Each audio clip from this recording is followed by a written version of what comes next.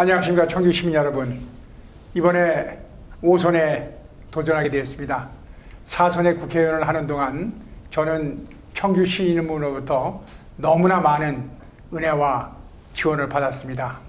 그동안 청주 시민 여러분께서 4번에 걸친 선거에서 저를 계속 지지해 주시고 지원해 주셨기 때문에 저는 중앙정치 무대에서 큰 정치인으로 클 수가 있었습니다.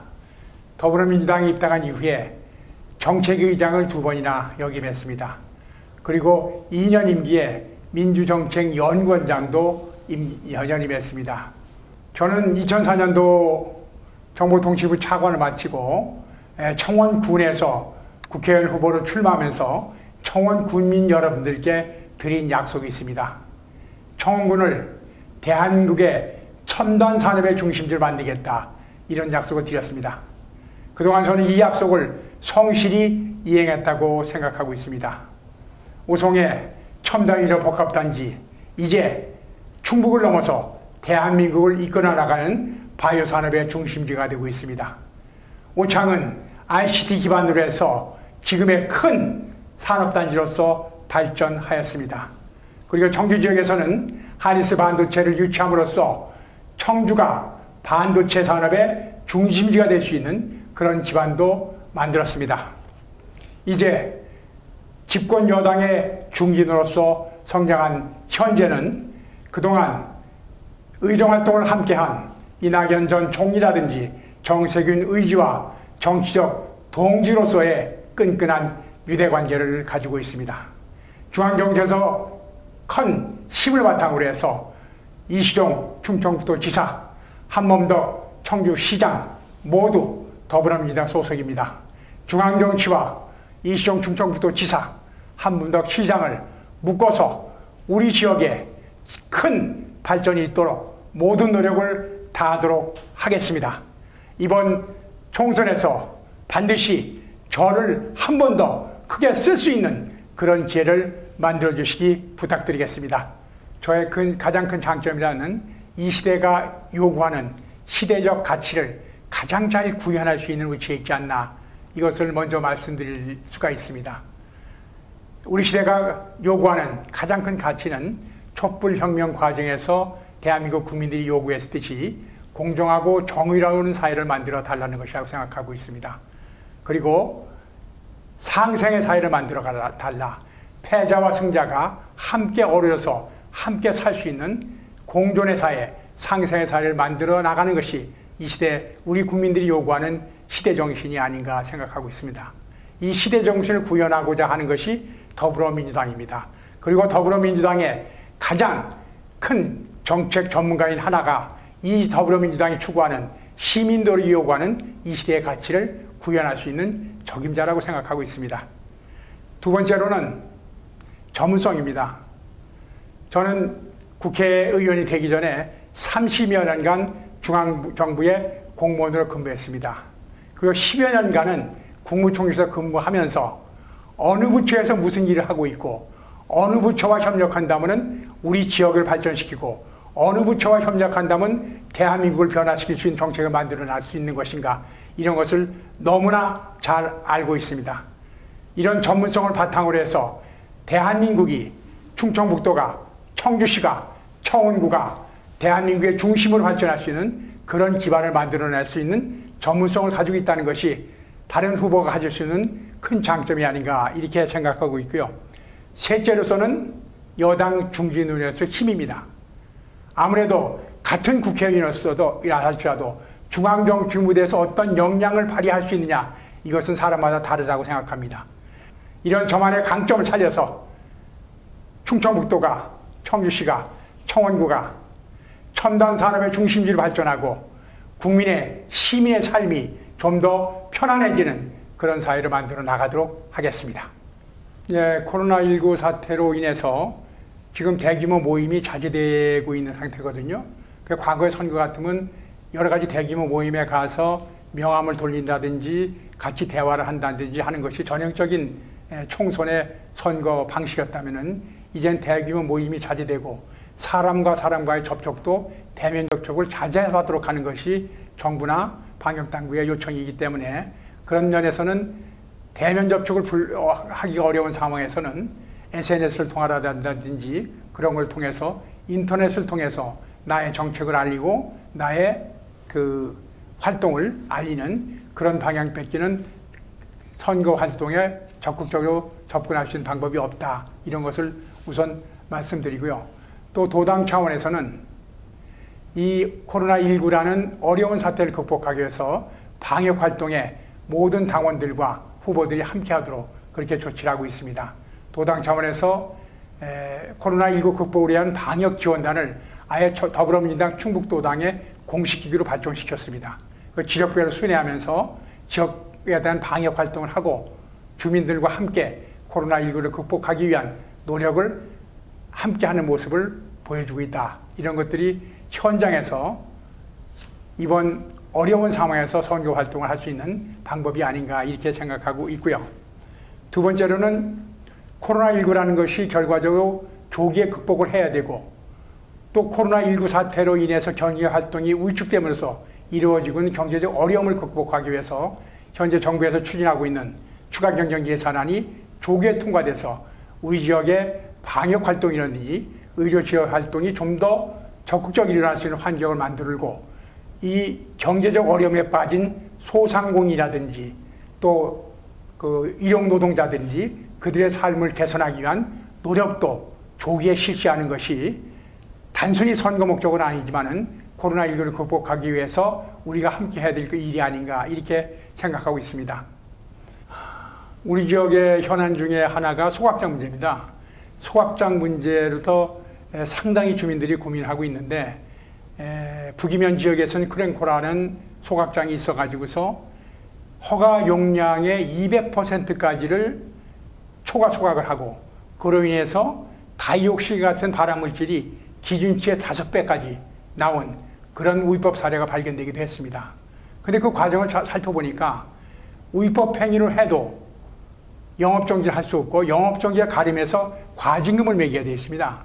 그런데 과징금의 최대 금액이 1억 원으로 되어 있어서 1억 원 정도의 과징금이라면 누구든지 불법의 유혹을 받을 수 있는 그런 환경에 있다고 판단했습니다. 그래서 과징금의 금액을 1억 원에서 좀 더 만약에 법을 위반했을 경우에는 법을 위반한 사업자가 크게 부담을 느낄 수 있는 수준까지 인상해야 되는 것이 아니냐 이런 취지에서 폐기물 처리업자의 위반 행위에 대한 징벌적 수준의 과징금을 부과하기로 하고 법안 제출을 했습니다. 법안이 국회에서 통과가 돼서 앞으로는 위반 행위를 하는 경우에 과징금의 범위를 그 위반 행위자의 연간 매출액의 5%까지를 과징금으로 목이는 거로 법을 개정했습니다. 이 법이 금년 5월부터 시행되게 됩니다. 아마 이 법이 시행된다면은 위반 행위에 대한 처벌이 너무나 크기 때문에 과거처럼 불법과 위반 행위가 일상화되는 일은 없어질 것이 아닌가 이렇게 기대를 하고 있습니다. 소각장 문제의 근본적인 문제는 당시 새누리당 소속의 이승훈 시장께서 이해식팀과의 업무 협약을 체결했습니다. 업무 협약을 체결하는 과정에서 당시에 오창과학산업단지에 있던 매립장과 건설 예정이었던 소각장을 관내 타 지역으로 이전하기로 한 것은 바람직했다 이렇게 볼 수가 있습니다.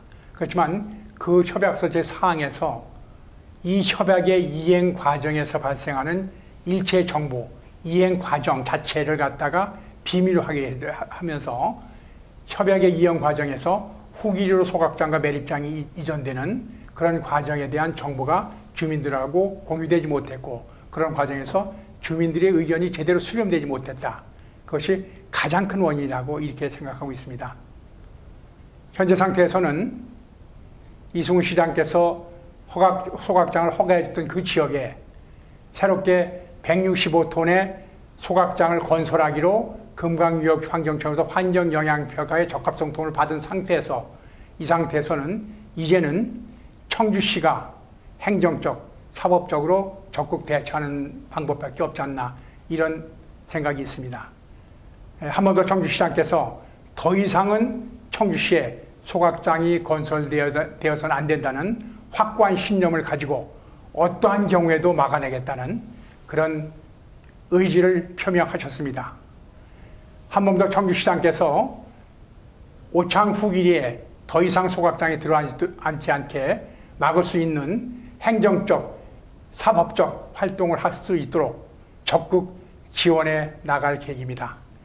정치권에서도 현재 논란이 되고 있는 사업장 폐기물의 처리를 현재와 같은 민간 위탁 형태로 하지 말고 사업장 폐기물의 실질적인 책임자인 정부가, 국가가 직접 소각장을 운영하거나 아니면은 민간에 위탁하는 경우에도 국가가 운영하는 소각장에 준해서 관리할 수 있는 엄격한 관리 체제를 확보함으로써 더 이상 소각장 문제로 인해서 인근 지역 주민들이 아파하는 일이 없도록 그렇게 입법적 조치를 해나갈 계획입니다.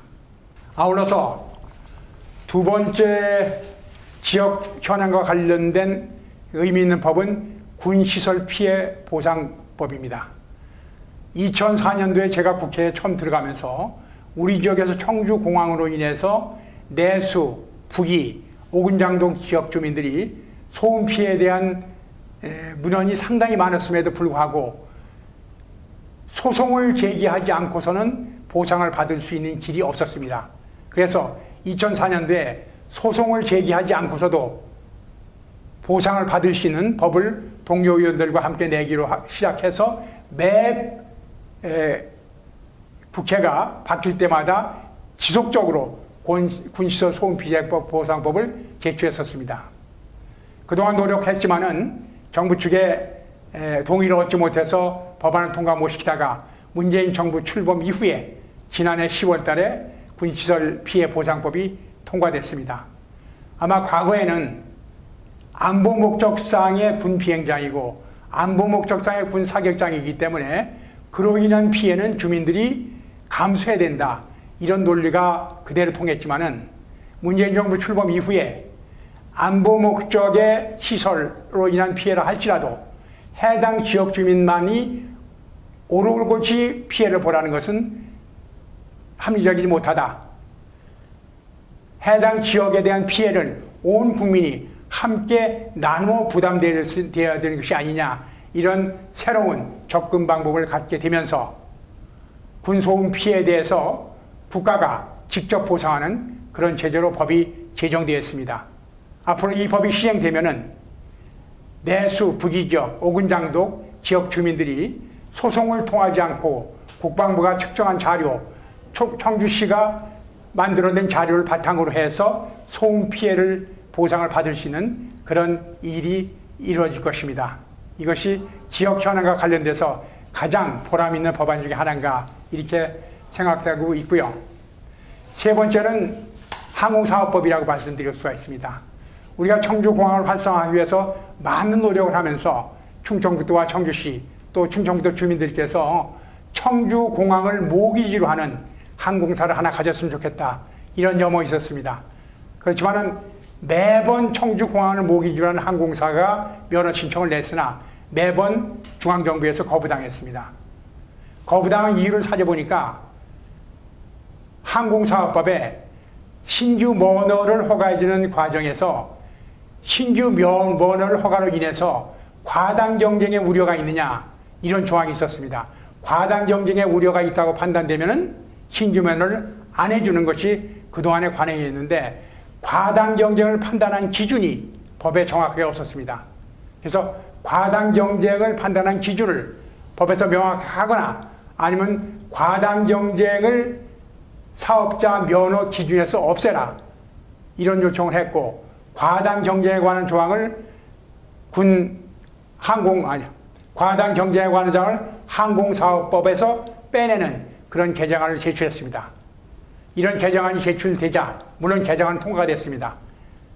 국토교통부에서 과당 경쟁의 우려라는 항목을 새로운 신규 항공사 선정 과정에서 선정 기준에서 제외하다 보니까 우리 청주공항을 모기지로 하는 에어로K가 면허를 받고 이제 정상적인 영업을 할 수 있는 단계까지 온 것이 아닌가, 이렇게 생각하면서 지역의 현안을 해결하는 적극적인 입법 활동이 지역이 오랫동안 희망했던 문제들을 해결하고 새로운 청주공항 발전에 기반을 만들었다, 이렇게 말씀드릴 수 있습니다. 경제 문제하고 변화 혁신이라는 것은 제 주특기죠. 그동안 지연되어 왔던 오근장 밀레니엄 타운이 사업을 재개하고 있습니다. 밀레니엄 타운 그 자체의 개발뿐만 아니라 인근 오근장동 지역을 포함하는 첨단 산업단지로 발전 계획을 현재 수립해서 관계인과 협의해서 추진하고 있습니다. 그리고 내수, 부기지역 같은 경우에도 충청북도에서 에어로포니스 1, 2지구, 3지구까지의 개발 계획을 발표한 거 있습니다. 그렇지만은 단순히 산업단지를 개발하는 걸 넘어서 이제는 청주공항을 중심으로 한 신도시를 개발하겠다. 내수 부기지역하고 오창의 북부지역을 엮어서 미호철 중심으로 5만 규모가 할 수 있는 첨단 산업과 쾌적한 주거 환경이 어우러진 신도시를 개발한다면은 청주 지역이, 청원 지역이 충청북도의 발전을 견인하고 대한민국의 발전을 견인할 수 있는 첨단 산업단지로 발전할 것이다. 이렇게 기대를 하고 있습니다. 한 가지 더 말씀드릴 수 있는 것은 일본의 경제보복을 계기로 해갖고 우리나라에서 가장 시급하다고 논의됐던 것이 소재, 부품, 장비 산업의 육성입니다. 소재, 부품, 장비 산업의 육성을 위해서 저는 정부 측에다가 새로운 방사관 가속기 건설의 시급성을 주장했고 정부 측에서 받아들여서 이제 정부에서 차세대 방사관 가속기 건설 계획을 추진하고 있습니다. 제가 처음 제기했던 것이 많지 충청북도지사 한범덕 시장과 힘을 합쳐서 차세대 방사관 가속기가 오창 지역에 반드시 유치돼서 방사관 가속기를 바탕으로 해서 바이오 산업, 신소재 산업, 소재 부품 산업이 발전할 수 있는 그런 기반을 만들어갈 계획입니다. 이 정도라면은 경제 문제, 첨단 산업 문제, 제가 누구보다도 힘있게 밀어나갈 수 있다는 것을 자신있게 말씀드릴 수 있다고 생각합니다. 코로나19 사태로 인해서 우리 국민 모두가 힘든 시간을 보내고 있습니다. 그렇지만은 정부에서 체계적으로 잘 대응하고 있기 때문에 이제는 안정적인 국면에 들어갔다. 이런 평가도 없지 않아 있습니다. 전 세계에서 대한민국의 방역체계, 진단체계, 의료체계에 대해서 찬사를 보내고 있습니다. 가장 빠른 시간 내에 코로나19로 인한 위기를 극복하고 원래 생활로 돌아갈 수 있는 그런 기반을 만들어 나가도록 하겠습니다. 또한 코로나19 사태로 인해서 사람과 사람과의 접촉이 줄어들고 물량의 이동이 줄어들기 시작하면서 소상공인이라든지 자영업자 등이 많은 어려움을 갖고 있습니다. 이번 추경 편성을 통해서 소상공인과 자영업자 등 그리고 일용직 근로자들이 생활 안정이 될 수 있는 그런 기반을 만들어 나가도록 하겠습니다. 조기에 진척되지 않는 경우에는 추가적인 대책을 마련해서 코로나19 사태로 진행되고 있는 서민들의 아픔을 극복하도록 하겠습니다.